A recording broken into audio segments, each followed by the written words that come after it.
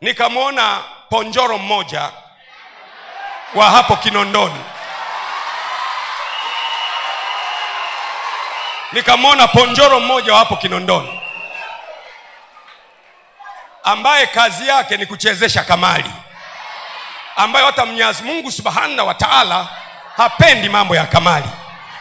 Na yeye eti anaongea anasema Gwajima anasema mtoto wa watu.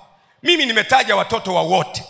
Nimetaja mtoto wangu Jordan, nimetaja mtoto wa Majaliwa, nimetaja mtoto wa Samia Suluhu Hassan, nimetaja mtoto wa watoto wa watu wengi.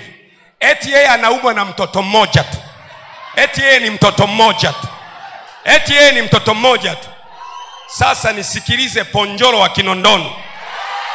Nikikuamkia wewe utabaki vipande vipande, kwa maana ya nikikusemesha Kinondoni yote itakukataa na utanuka kinyesi. Tulia, kaa kwa kutulia. Kaa kwa kutulia. Hapa unaongea na jasusi la mbinguni.